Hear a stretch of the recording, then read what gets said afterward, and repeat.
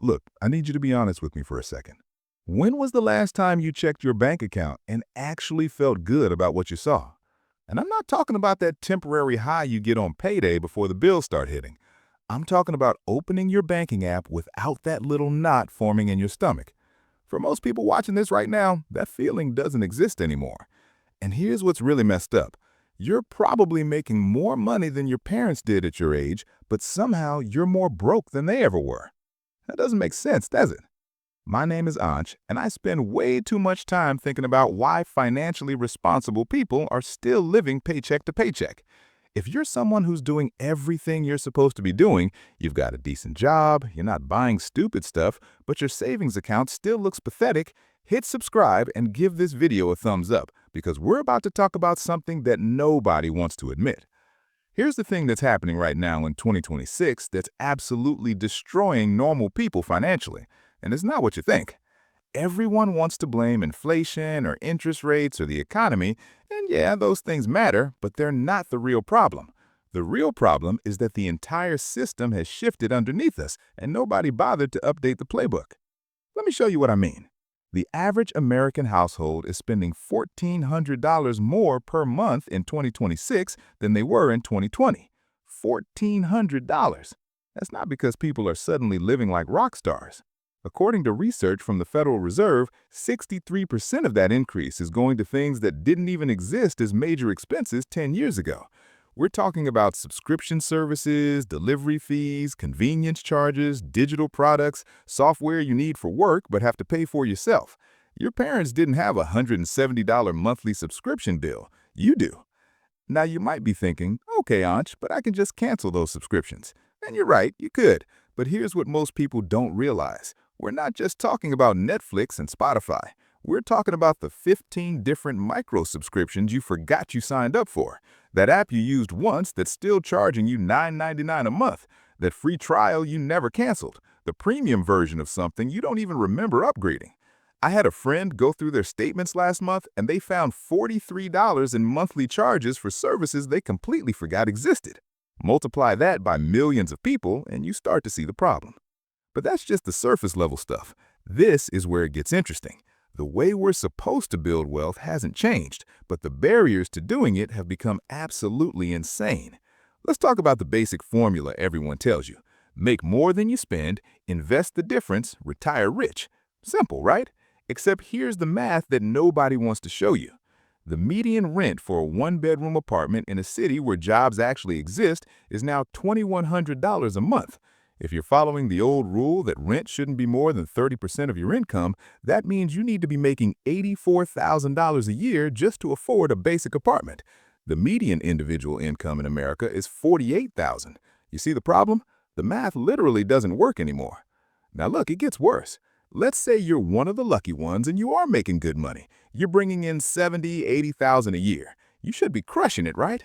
But after taxes, you're taking home maybe $55,000. Rent takes $25,000. Student loans, because of course you have student loans, that's another $8,000 a year. Car payment and insurance, because you need a car to get to the job that pays you the money to afford the car, that's $7,000. Health insurance that doesn't actually cover anything until you hit your $5,000 deductible, that's another $4,500 through your paycheck. We're at $49,500 and we haven't bought food yet. We haven't paid for gas, utilities, phone, internet, or any of the subscriptions we talked about. We definitely haven't invested anything. We haven't saved for retirement. We haven't built an emergency fund. And God forbid something breaks or you get sick or your car needs new tires. This is the trap that normal people are in right now. And here's the psychological part that makes it even worse. You're doing everything right and you're still broke, so you start to think it's your fault. You start thinking you're bad with money. You start comparing yourself to people on social media who seem to have it all figured out, not realizing they're either in massive debt, got family money, or straight up lying. The financial advice industry has convinced you that the problem is your daily coffee or your avocado toast, and that's just insulting. Running the actual numbers, if you cut out a $5 coffee every single day for a year, you'd save $1,825. That's not nothing, but it's also not solving the problem of needing to save $500,000 for retirement while paying off student loans and trying to afford rent. Here's what most people don't realize about what's actually happening. We're living through the largest wealth transfer in human history, and it's going in the wrong direction. Baby boomers, as a generation, owned 21% of the nation's wealth when they were the age millennials are now. Millennials own just under 4%. Gen Z is tracking even worse. The system isn't broken. It's working exactly as designed, just not for you. Now, you might be thinking, okay, Ansh, this is depressing. What am I supposed to do about it? And that's the right question, because just understanding the problem doesn't fix it. But here's the thing. Once you stop blaming yourself and start seeing the actual structural issues, you can start making different decisions. First thing, and I know this sounds obvious, but nobody actually does it, you need to audit your financial life like you're conducting an investigation. I'm talking about going through 3 months of bank statements and categorizing every single charge, not to judge yourself, but to see where the money is actually going. Most people think they know, but they're usually off by 30 to 40%. You can't fix what you can't see. Second, you need to accept that the old rules don't work anymore and stop trying to follow them. Your parents could save for a house down payment in 3 years. That's not your reality. Your reality might be that you need to focus on increasing your income more than cutting expenses, because you can only cut so much before you're eating ramen every night, and that's not sustainable. Here's the uncomfortable truth. For most people, the solution isn't budgeting harder, it's earning more.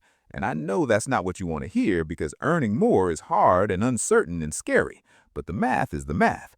If you're maxed out on cutting expenses and you're still not building wealth, the only variable left is income. This means getting aggressive about salary negotiations. It means developing skills that are actually valuable in the market, not just doing your job well. It means potentially switching jobs every 2 to 3 years, because that's how you get real raises now. Internal promotions average 3% increases. Job switches average 15 to 20%. Over a decade, that difference is hundreds of thousands of dollars. Third thing, and this is where people mess up, you have to automate good financial behavior, because willpower doesn't work. The second money hits your account, a percentage needs to move automatically to savings, investments, debt payoff, whatever your priority is. If you wait until the end of the month to save what's left over, there will never be anything left over. That's not a character flaw. That's just how money works psychologically. Now look, here's what's different about right now, in 2026 specifically. We're at this weird inflection point where the old economy and the new economy are colliding. Traditional career paths are dissolving. AI is eliminating entire categories while creating new ones. Remote work has changed where you can live and what you can negotiate for.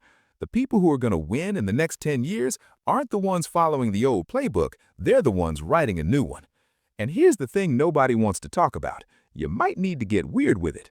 That might mean moving to a lower cost of living area and keeping your high salary remote job. It might mean having a side income stream, not because you're hustling to get rich, but because you're hedging against the instability of having one income source.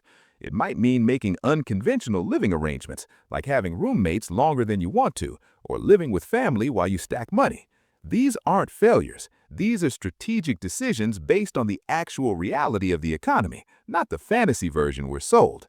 Your parents could do it the traditional way because the traditional way worked when they did it. That option doesn't exist for you the same way it did for them. The harsh truth is, if you keep doing what normal people are doing, you're going to keep getting what normal people are getting, which is broke, stressed, and stuck. Normal people are graduating with massive debt into an economy that doesn't value their degree. Normal people are renting forever because housing prices increased 300% faster than wages. Normal people are one emergency away from financial catastrophe because they have less than $500 in savings. But here's the thing that gives me hope. You're watching this video, which means you're not content with being normal. You want to understand what's actually happening. You're willing to look at uncomfortable truths. That puts you ahead of 90% of people who are just hoping things magically get better. The system is designed to keep you consuming and borrowing and working just hard enough to pay your bills, but never hard enough to get ahead. Breaking out of that requires you to see it for what it is and make intentional decisions that go against what everyone around you is doing. So here's what you're going to do. Today, you're going to look at your actual financial situation without judgment. You're going to identify one thing, just one thing that you can change this week. Maybe it's setting up that automatic transfer. Maybe it's having the conversation with your boss about a raise. Maybe it's applying for a better job. Small actions compound. The people who are going to be okay in 10 years aren't the ones making excuses or waiting for the system to fix itself. They're the ones who understand the game has changed and are adapting accordingly. You can either complain about how unfair it is, which it absolutely is, or you can figure out how to win anyway. Your move.